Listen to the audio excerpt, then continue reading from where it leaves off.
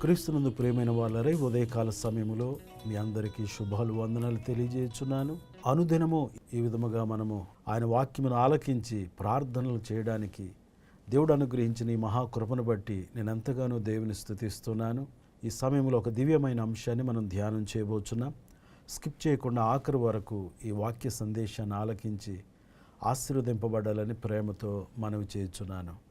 మన ధ్యాన భాగముగా 1 తిమోతి పత్రిక 3వ అధ్యాయము 11వ వచనము.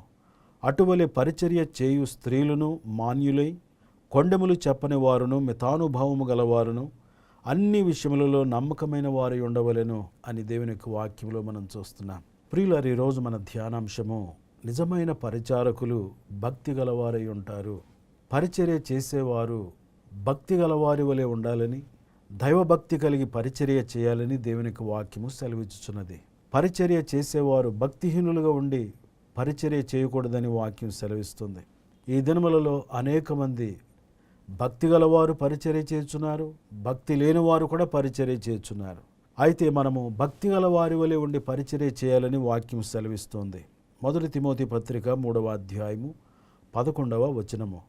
అటువలే పరిచర్య చేయు స్త్రీలను మాన్యులై, కొండెములు చెప్పని వారును, మితానుభావము గలవారును, అన్ని విషయములలో నమ్మకమైన వారు ఉండవలెను అని దేవుని యొక్క వాక్యంలో మనం చూస్తున్నాం. పరిచర్య చేసే స్త్రీలు మాన్యులై, కొండెములు చెప్పని వారిగా ఉండాలని వాక్యం సెలవిస్తుంది. కొండెములు చెప్పుట, ఇక్కడ విషయాలు అక్కడ, అక్కడ విషయాలు ఇక్కడ, ఒకరి విషయములు మరొకరి దగ్గర చెప్పుట. ప్రియులరా, ఈ విధముగా భక్తిహీనులు చేస్తారని వాక్యంలో మనం చూస్తున్నాం. 50వ కీర్తన 16వ వచనము నుండి మనం చూసినట్లయితే, భక్తిహీనులతో దేవుడు ఇట్లు సెలవిచ్చుచున్నాడు. నా కట్టడలు వివరించుటకు నీకేమి పని? నా నిబంధన నీ నోట వచించెదవేమి? దిద్దుబాటు నీకు అసహ్యము గదా? నీవు నా మాటలను వెనుకకు త్రోసివేసెదవు. భక్తిహీనులతో దేవుడు మాట్లాడుచున్నాడు. ఈ భక్తిహీనులు దేవుని కట్టడలను, ఆజ్ఞలను వివరించుచున్నట్లుగా వాక్యములో మనము చూస్తున్నాం. దేవుడు వారితో మాట్లాడుచు వారిని గద్దించుచున్నట్లుగా మనము చూస్తున్నాం.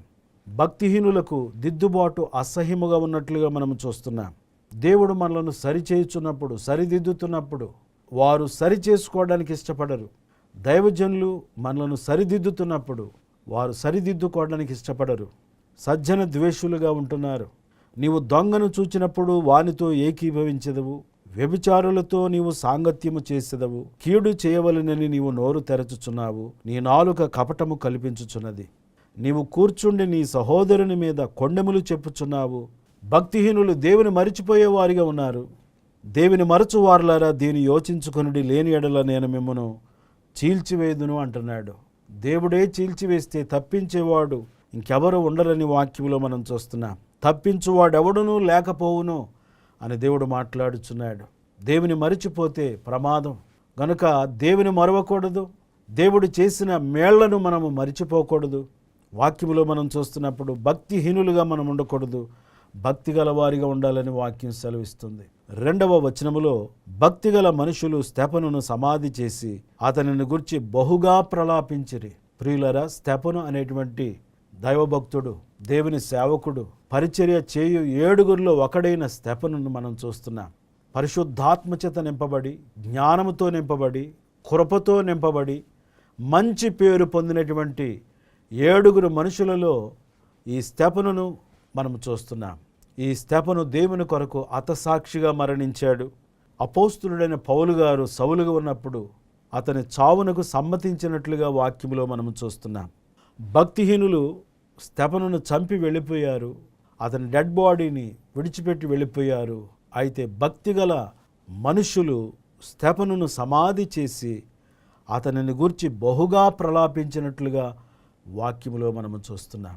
భక్తి గలవారు దయగలవారై ఉంటారు, ప్రేమ గలవారై ఉంటారు. ఈ యొక్క భక్తిగల స్తెఫను ఎంతో మంచి పరిచర్యను చేసిన వాడుగా, యేసు క్రీస్తు కొరకైన పరిచర్యలో ప్రాణమిచ్చిన వాడుగా, ప్రాణము పెట్టునంతగా పరిచర్య చేసిన వాడుగా స్తెఫనును మనము చూస్తున్నాం. భక్తిగల మనుషులు వచ్చి స్తెఫనును సమాధి చేసి అతనిని గురించి బహుగా ప్రలాపించినట్లుగా వాక్యములో మనము చూస్తున్నాం. ఎవరైనా చనిపోతే వారి వంతుగా వచ్చి చూచి కొద్దిసేపు నిలబడి వెళ్ళిపోయేవారిగా ఉంటారు. వారి యొక్క ఫ్యూనరల్ కార్యక్రమంలో ఉండరు. కానీ ఇక్కడ భక్తిగల మనుషులు స్తెఫనును సమాధి చేసిరి అని వాక్యంలో మనం చూస్తున్నాం. స్తెఫను యొక్క సమాధి కార్యక్రమంలో వారు ఉండి ఆ పరిచర్యను జరిగించినట్లుగా వాక్యంలో మనం చూస్తున్నాం. ఎవరైనా దుఃఖములో ఉంటే వారి ఇంటికి మనం వెళ్ళాలని వాక్యం సెలవిచ్చుచున్నది. ఒకని జన్మదినము కంటే మరణదినమే మేలని వాక్యంలో మనము చూస్తున్నాం. ఈ విధముగా దుఃఖములో ఉన్నటువంటి వారి ఇంటికి వెళ్ళి వారిని మనము పరామర్శించవలసిన వారిగా, ఆదరించవలసిన వారిగా, వారి కష్టములో వారి దుఃఖములో వారితో పాటు మనం నిలబడవలసిన వారిగా మనమున్నాం. భక్తిగల మనుషులు ఆ విధంగా చేస్తారు. అందుచేత భక్తిగల వారమై మనము పరిచర్య చేయాలి. ఈ విధమైన పరిచర్య చేసి వారు వెళ్ళిపోలేదు, కానీ వారందరూ కలిసి బహుగా ప్రలాపించిరి అని వాక్యంలో మనం చూస్తున్నాం. దైవజనుడైన స్తెఫను గారిని వారు జ్ఞాపకము చేసుకొనిచున్నారు. ఆయనను గురించి బహుగా ప్రలాపించినట్లుగా వాక్యంలో మనం చూస్తున్నాం. అద్భుతమైన పరిచర్య స్తెఫను గారు చేసినట్లుగా వాక్యంలో మనం చూస్తున్నాం. ప్రియులరా, ఈ పరిచర్య చేటుకు భక్తిగల మనుషులు ముందుకొచ్చారు. కాబట్టి మందిరములో ఉన్నది పరిచర్య, సంఘములో ఉన్నది పరిచర్య, సమాజంలో ఉన్నది పరిచర్య, దేవుని పరిచర్య. ఇట్టి పరిచర్యలను చేయడానికి మనం ముందుండే వారిగా మనం ఉండాలి. ఆసక్తి చూపించే వారిగా మనం ఉండాలి. మనం వెనుతిరిగే వారిగా ఉండకూడదు. నాకెందుకులే అన్నట్టుగా, పట్టి పట్టనట్టుగా, అంటి అంటనట్టుగా, అది నా పని కాదులే అన్నట్టుగా దూరంగా ఉండేవారిగా మనం ఉండకూడదు. ఇట్టి పరిచర్యలో మనము సహకారులుగా ముందుండేవారిగా మనం ఉండాలని వాక్యం సెలవిచ్చుచున్నది. అపోస్తుల కార్యముల గ్రంథము 10వ అధ్యాయంలో మనం చూస్తున్నప్పుడు శతాధిపతి అయిన కొర్నేలి అనే భక్తిపరుని మనం చూస్తున్నాం. అతడు తన ఇంటి వారందరితో దేవుని యందు భయభక్తులు కలిగి ప్రజలకు బహుధర్మము చేయొచ్చు, ఎల్లప్పుడూ ప్రార్థించేవాడుగా ఉన్నాడు. భక్తిపరుడు, నీతిపరుడు, ప్రార్థనాపరుడు అనే మంచి పేరును, మంచి సాక్ష్యమును అతడు పొందుకొని ఉన్నాడు. మంచి పేరు తెచ్చుకొని ఉన్నాడు. అతని ఇంటి వారిలో కూడా భక్తిపరులైన వ్యక్తులు ఉన్నట్లుగా మనము చూస్తున్నాం. అపోస్తుల కార్యముల గ్రంథము 10వ అధ్యాయం 7-8 వచనములలో అతనితో మాట్లాడిన దూత వెళ్ళిన పిమ్మట అతడు తన ఇంటి పనివారిలో ఇద్దరిని తన యొద్ద ఎల్లప్పుడూ కనిపెట్టుకుని ఉండు వారిలో భక్తిపరుడుగు ఒక సైనికుని పిలిచి వారికి ఈ సంగతులన్నీ వివరించి వారిని యొప్పేకు పంపెను. యొప్పేలో దైవజనుడైన పేతురు గారు ఉన్నారు. ఈ పేతురు గారి దగ్గరికి కొర్నేలి తన ఇంటి వారిలో భక్తిపరుడైన ఒక సైనికుని పిలిచి దేవుడు తన దూతను పంపించి ఏమి చెప్పాడో ఆ విషయాలన్నీ కూడా వివరించి దైవజనుని ఆహ్వానించుట కొరకు ఆ భక్తిపరుడైన వ్యక్తిని పంపినట్లుగా మనము చూస్తున్నాం. ఈ భక్తిపరుడైన సైనికుడు కొర్నేలి మాట విని చక్కగా ఆ పరిచర్య చేసినట్లుగా మనము చూస్తున్నాం. దైవజనుని ఇంటికి వెళ్ళి ఎంతో భయభక్తులతో ఆహ్వానించినట్లుగా మనము చూస్తున్నాం. దైవజనుడు వచ్చినప్పుడు శతాధిపతి అయిన కొర్నేలి కూడాను ఎంతగానో తగ్గించుకొని దైవజనుడా నీ వచ్చినది మంచిది అంటూ ప్రేమతో ఆహ్వానం పలికినట్లుగా మనము చూస్తున్నాం. ప్రియులర వాక్యంలో మనం చూస్తున్నప్పుడు భక్తి గలవారు చక్కని పరిచర్య చేస్తారు. భక్తిహీనులతో ఏదైనా చెబితే వారు మాట వినకపోవచ్చు. అందుచేతనే కొర్నేలి తన ఇంటి పనివారిలో భక్తిగల వ్యక్తిని పంపినట్లుగా వాక్యములో మనము చూస్తున్నాం. మనము భక్తిగల వారి వలె ఉండి పరిచర్య చేయదుముగాక. భక్తిహీనులుగా ఉండి పరిచర్య చేస్తే అది మనకు ఆశీర్వాదకరముగా ఉండదు. భక్తిగల వారి వలె ఉండి పరిచర్య చేయదుముగాక. ఇహపర సంబంధమైన ఆశీర్వాదములను మనము పొందుదుముగాక. అనేకులకు ఆశీర్వాద కారుకులుగా మనము జీవించుదముగాక. దేవుడి మాటలు మన కొరకు దీవించునుగాక. ఆమేన్. ప్రార్థన చేసుకుందాం. దయగల మా తండ్రి, ప్రేమగల మా యేసు ప్రభువా, అనుదినము నీ వాక్య సందేశముల ద్వారా మీరు మాతో మాట్లాడుచు మమ్మలను ఆత్మీయముగా బలపరుచుచున్నందుకై నేను స్తుతిస్తున్నాను. ఈ ప్రార్థనలో ఏకీవించిన నీ బిడ్డలను మీరు ఆశీర్వదించండి. యేసయ్యానికి వందనాలు చెల్లిస్తున్నాం. భక్తిగల వారి వలె ఉండి మేము పరిచర్య చేయుటకు సహాయం చేయండి. భక్తిహీనులుగా ఉంటే మా ఇష్టానుసారంగా మేము జీవిస్తాం కనుక నీ యందు భయము భక్తి కలిగి పరిచర్య చేసేవారిగా మేము ఉండడానికి సహాయం చేయండి. ఈ వాక్యం మా అందరి జీవితంలో నీరు కట్టి ఫలింపజేయమని ప్రార్థన చేయుచున్నాము తండ్రి. భక్తులు ఏ విధంగా పరిచర్య చేశారో ఆ విధముగా మేము పరిచర్య చేయడానికి సహాయం చేయండి.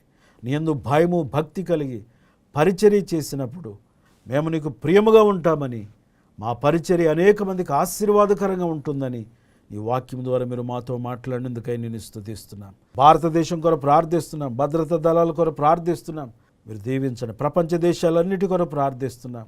దేశ సరిహద్దులలో సమాధానము కలుగు చేయము. యెరూషలేము క్షేమము కొరకు ప్రార్థన చేస్తున్నాము. ఇజ్రాయేలు క్షేమం కొరకు ప్రార్థన చేస్తున్నాం. గొప్ప సమాధానము కలుగు చేయమని ప్రార్థన చేస్తున్నాం. అన్ని విషయాలలో నీ కృప చూపించండి. ఏ సమస్యలు గుండా నీ బిడ్డలు వెళ్ళుచున్నారో వారి సమస్యలన్నీ తొలగించండి ప్రభువా. నిశ్చయముగా మమ్ములను, మా కుటుంబాలను దీవించండి. మా సంఘాలు దీవించండి. మా ప్రజలను దీవించండి. యేసయ్యానికి వందనాలు. ప్రతి ఒక్కరికి రక్షణ, శాంతి, సమాధానము కలుగు చేయమని క్రీస్తు యేసు పరిశుద్ధమైన నామములో ప్రార్థన చేసి అడుగుచున్నాను తండ్రి, ఆమేన్. ఇప్పుడు మన పరమ తండ్రి అయిన దేవుని ప్రేమ, కుమారుడైన యేసు క్రీస్తు వారి కృప, పరిశుద్ధాత్మ దేవునికి ఎడతగిన సన్నిధి, సహవాసము, ఆదరణ, ఆనందం ఇక్కడ చేరిన మనందరికీ, సకల లోకములు ఉన్న సకల పరిశుద్ధులకు, సంఘమునకు సదా తోడై నడిపించునుగాక. ఆమేన్. ఆమేన్. ప్రైజ్ ది లార్డ్ అండి. అందరికీ వందనాలు. ఈ ఉదయకాల సమయంలో ఆయన వాక్యమును ఆలకించి ఈ ప్రార్థనలో ఏకీభవించిన మీ అందరికీ మరొకసారి ప్రత్యేకంగా వందనాలు తెలియజేస్తున్నాను. దేవుడు మనలను, మన కుటుంబాలను సమృద్ధిగా ఆశీర్వదించునుగాక. ఆమేన్.